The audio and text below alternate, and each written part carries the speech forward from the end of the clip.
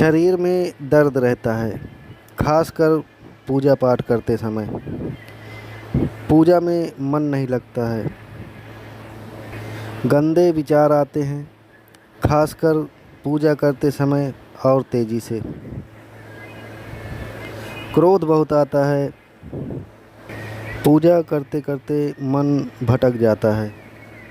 कभी कभी पूजा करते करते दर्द इतना बढ़ जाता है कि पूरी पूजा भी नहीं हो पाती, साधना भी नहीं हो पाती और वहाँ से उठकर चल देते हैं। ये सब क्या है, क्यों है? नमस्कार मित्रों, हम राक्षी तंत्र में आप सभी लोगों का स्वागत करता हूं और आशा करता हूं कि आप सभी लोग ठीक होंगे। अगर आप मेरे चैनल पर नए आए हैं तो चैनल को लाइक कर लीजिए, सब्सक्राइब कर लीजिए, बेल आइकन दबा लीजिए ताकि जो भी जानकारी मैं डालूं वो सबसे पहले आप तक पहुंचे, उसका नोटिफिकेशन।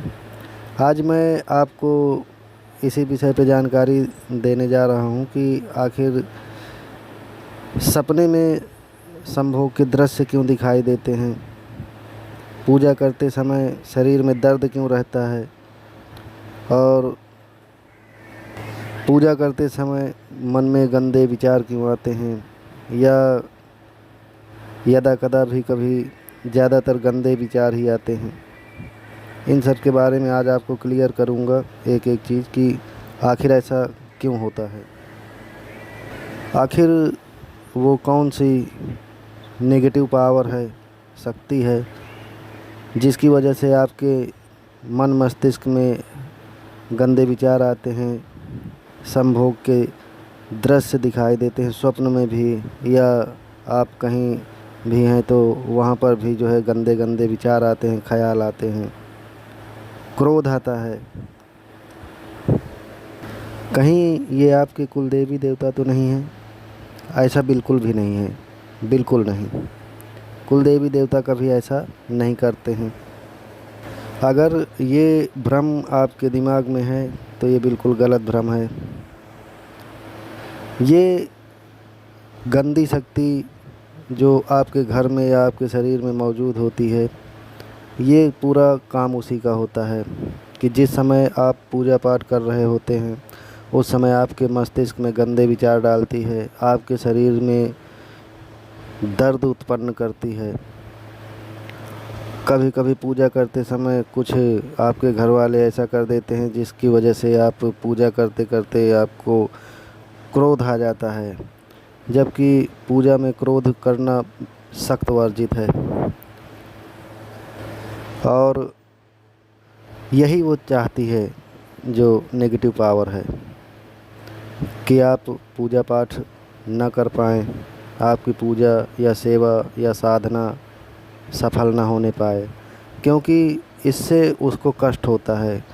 जब आप सकारात्मकता की ओर अग्रसर होते हैं तो यही नेगेटिव पावर को पसंद नहीं आता है।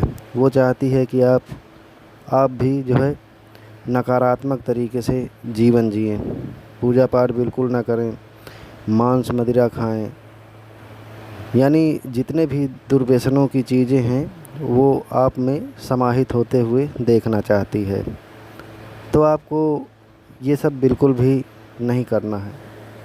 यदि पूजा करते समय गंदे विचार आते हैं तो उनको आने दीजिए, उनको रोकिए नहीं, क्योंकि अगर गंदे विचार आ रहे हैं तो आपका मन जो है गंदे विचारों की ओर आकर्षित हो जाता है, या ध्यान आपका गंदे विचारों की तरफ चला जाता है।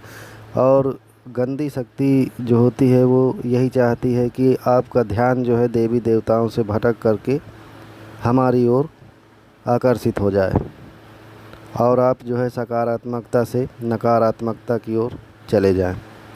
तो इससे क्या होगा कि उस पावर को जो है आपके घर में, आपके शरीर में बने रहने का पूरा मौका मिलता रहेगा। लेकिन आपको उस नकारात्मक शक्ति के हिसाब से बिल्कुल भी नहीं करना है। गंदे विचार आते हैं तो आने दीजिए। एक समय ऐसा आएगा कि आप गंदे विचारों पर ध्यान न दे करके आप अपने पूजा पाठ में अपने देवी देवताओं पर ध्यान देते हुए पूजा पाठ करते हुए चले जाएंगे। एक समय ऐसा आएगा कि वो जो नकारात्मक शक्ति है जो आपके मन में गंदे विचार डाल रही है, वो धीरे धीरे करके समाप्त होने लगेगी। अगर फिर भी ये सिलसिला नहीं थमता है तो आपको एक उपाय बता रहा हूँ, जिससे वो शक्ति जो है बहुत ज़्यादा कमज़ोर पड़ जाएगी। तो वो उपाय क्या है, आप उसको सुन लीजिए। आप एक संकल्प लीजिए। यदि आपकी साधना सफल नहीं हो पा रही, आपको संभोग के दृश्य दिख रहे हैं, तो 11 दिन का आप संकल्प लीजिए हनुमान जी का। हनुमान चालीसा का जो पाठ है, तो 11 दिन तक 11-11 पाठ आपको करना है।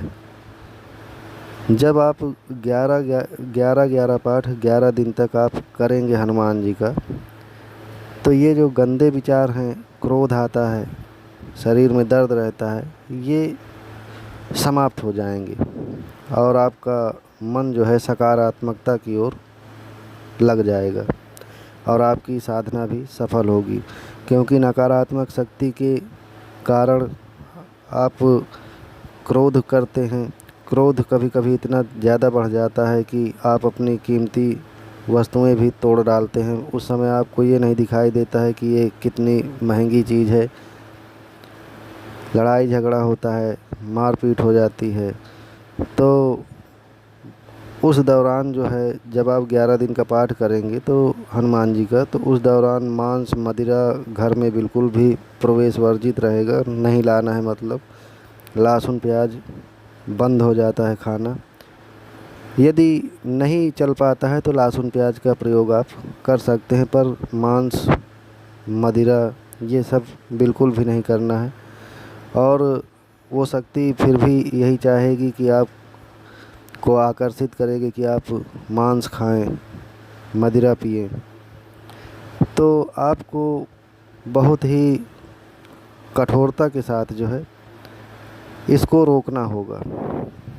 मतलब अपने मन को, इच्छाओं को मारना होगा, तब जाकर के कहीं उस बुरी शक्ति से आप पार पा पाएंगे। जब आप इतना कर ले जाते हैं तो आप देखते हैं कि आपकी सकारात्मकता आपके शरीर में बढ़ते हुए चली जाती है। आप अपने इष्ट देव को भोग दीजिए, अपने कुलदेवता कुलदेवी जो हैं उनको भोग दीजिए और साधना निरंतर करते रहिए। भोग के बारे में पिछले कई वीडियो में बता चुका हूँ कि आप अपने जो सबसे उत्तम भोग होता है अपने कुल देवता या इष्ट देवता को देने का, तो कपूर के ऊपर 2 लौंग का भोग दिया जाता है। आप उसमें घी का मिश्रण भी कर सकते हैं। जैसे 2 लौंग आप कपूर ले करके 2 लौंग घी में डुबो करके जलते हुए कपूर में आप दीजिए। लेकिन ये भोग देते समय आपको उसमें स्वाहा शब्द नहीं लगाना है, क्योंकि आप हवन नहीं कर रहे हैं, भोग दे रहे हैं।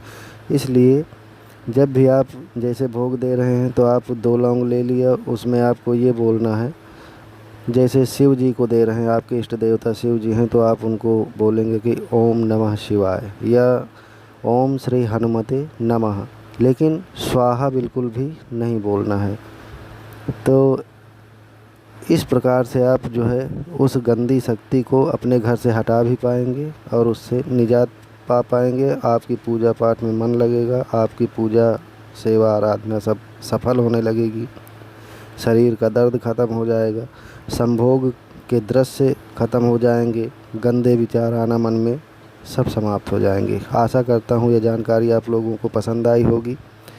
अगर आप चैनल पर नए आए हैं तो चैनल को सब्सक्राइब कर लीजिए, ऑल पर क्लिक कर लीजिए, ताकि जो भी जानकारी मैं डालूं वो सबसे पहले आप तक पहुंचे। तब तक के लिए जय माता की।